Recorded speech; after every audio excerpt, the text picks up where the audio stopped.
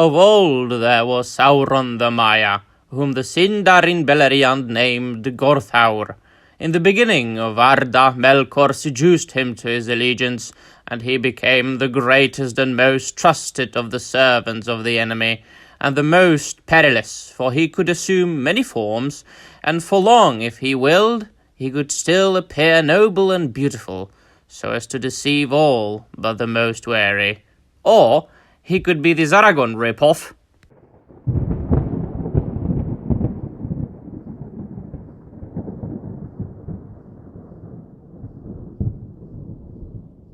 Wes, hall min freund, and welcome to yet another video. My dear friends, while I was rereading and revisiting the many works of Professor Tolkien in the last couple of days, as I do every year, I've just started thinking about the abhorrent Amazon show again, and how much potential there was for, well, an actually good TV show based on Professor Tolkien's works if it wasn't 2023, if it wasn't done by incompetent people, and if they actually got the rights for the Silmarillion and the Unfinished Tales.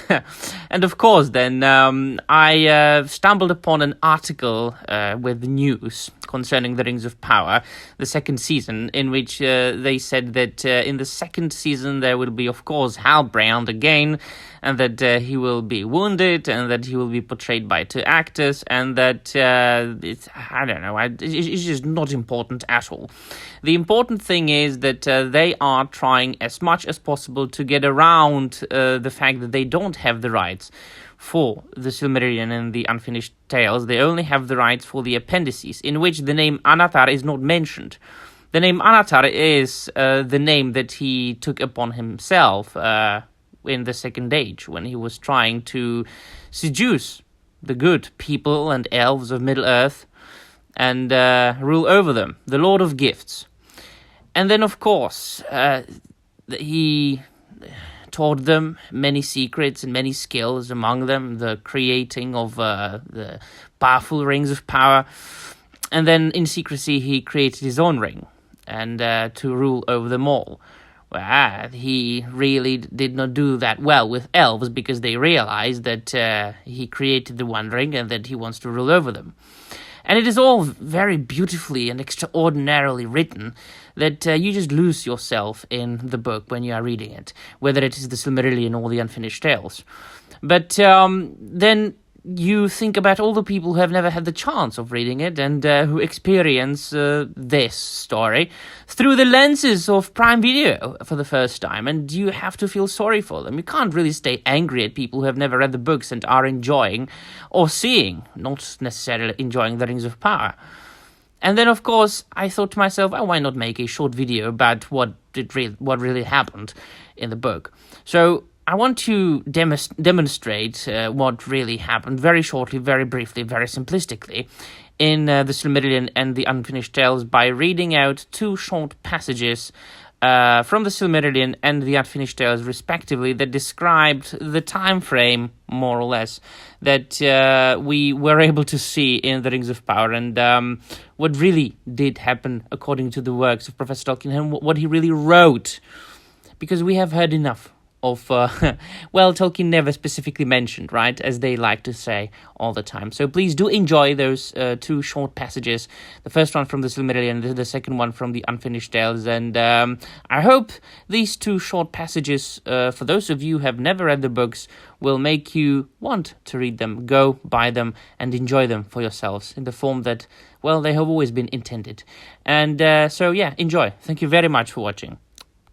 Elsewhere in Middle-earth there was peace for many years, yet the lands were for the most part savage and desolate, save only where the people of Beleriand came. Many elves dwelt there indeed, as they had dwelt through the countless years, wandering free in the wide lands far from the sea. But they were Avari, to whom the deeds of Beleriand were but a rumour, and Valinor only a distant name. And in the south and in the further east men multiplied, and most of them turned to evil, for Sauron was at work. Seeing the desolation of the world, Sauron said in his heart that the Valar, having overthrown Morgoth, had again forgotten Middle-earth, and his pride grew apace. He He looked with hatred on the Eldar, and he feared the men of Númenor who came back at whiles in their ships to the shores of Middle-earth, but for long he dissembled his mind and concealed the dark designs that he shaped in his heart. Men he found the easiest to sway of all the peoples of the earth, but long he sought to persuade the elves to his service, for he knew that the firstborn had the greater power, and he went far and wide among them, and his hue was still that of one both fair and wise. Only to Lindon he did not come, for Gil-galad and Elrond doubted him and his fair seeming, and though they knew not who in truth he was, they would not admit him to that land. But elsewhere the elves received him gladly, and few among them hearkened to the messengers from Lindon bidding them beware, for Sauron took to himself the name of Anatar, the Lord of Gifts, and they had at first much profit from his friendship. And he said to them, Alas, for the weakness of the great! For a mighty king is Gil-galad, and wise in all lore is Master Elrond, and yet they will not aid me in my labours. Can it be that they do not desire to see other lands become as blissful as their own?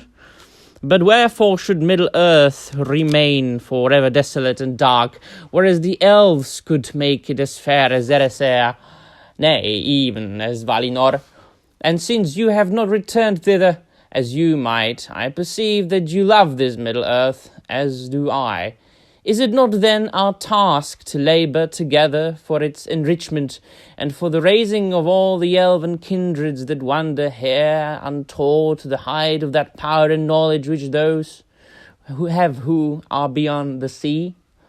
It was in Eregion that the counsels of Sauron were most gladly received, for in that land the Noldor desired ever to increase the skill and subtlety of their works. Moreover, they were not at peace in their hearts, since they had refused to return into the west, and they desired both to stay in Middle-earth, which indeed they loved, and yet to enjoy the bliss of those that had departed. Therefore, they hearkened to Sauron, and they learned of him many things, for his knowledge was great. In those days the smiths of Ostin Edil surpassed all that they had contrived before, and they took thought, and they made rings of power. But Sauron guided their labours, and he was aware of all that they did, for his desire was to set a bond upon the elves and to bring them under his vigilance. Now the elves made many rings, but secretly Sauron made one ring to rule all the others, and their power was bound up with it, to be subject wholly to it, and to last only so long as it too should last. And much of the strength and will of Sauron passed into that one ring, for the power of the elven rings was very great, and that which should govern them must be a thing of surpassing potency. And Sauron forged it in the mountain of fire in the land of shadow, and while he wore the one ring, he could perceive all the things that were done by means of the lesser rings, and he could see and govern the very thoughts of those that wore them. But the elves were not so lightly to be caught. As soon as Sauron set the one ring upon his finger, they were aware of him, and they knew him, and perceived that he would be master of them, and of all that they wrought. Then in anger and fear they took off their rings, but he, finding that he was betrayed, and that the elves were not deceived, was filled with wrath. And he came against them with open war, demanding that all the rings should be delivered to him, since the elven smiths could not have attained to their making without his lord and council. But the elves fled from him, and 3 of their rings they saved, and bore them away, and hid them. In Eregion, Sauron posed as an emissary of the Valar, sent by them to Middle-earth, thus anticipating the Istari, or ordered by them to remain there to give aid to the elves. He perceived at once that Galadriel would be his chief adversary and obstacle, and he endeavoured therefore to placate her, bearing her scorn with outward patience and courtesy. No explanation is offered in this rapid outline of why Galadriel scorned Sauron, unless she saw through his disguise, or of why, if she did perceive his true nature, she permitted him to remain in Eregion.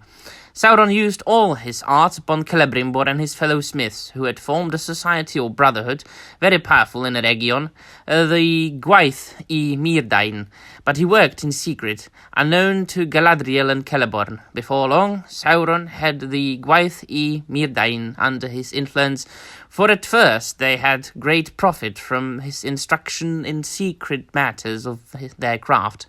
So great became his hold on the Myrdain that at length he persuaded them to revolt against Galadriel and Celeborn, and to seize power in Eregion, and that was at some time between 1350 and 1400 of the Second Age.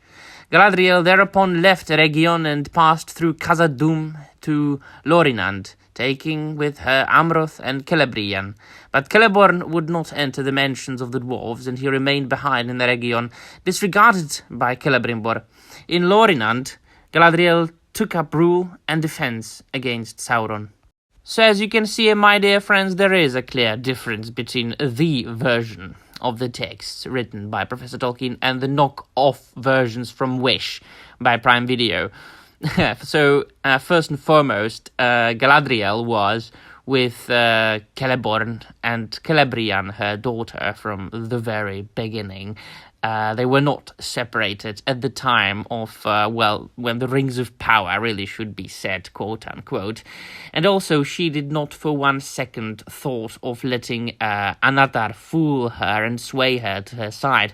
Of course, Anatar, that's what he called himself, not Halbrand, but they really couldn't use the word Anatar in the Rings of Power because they do not have the rights for the Silmarillion or the Unfinished Tales, and the word Anatar does not appear in the appendices to the Lord of the Rings. So the timeline also is very much compressed and very much confusing in the Rings of Power. You've got several things that happened in the matter of thousands of years in the books. You've got them happening at the same time in the show. And not correctly, incorrectly, being accompanied by things that never happened in the books, like the creation of Mordor. Mordor had already been there millennia before the events of the Rings of Power. Was created by Melkor, by Morgoth, not by a turn of the key. And what's with all this Mithril and the fact that it contains the light of the Silmarils? This is just plain nonsense.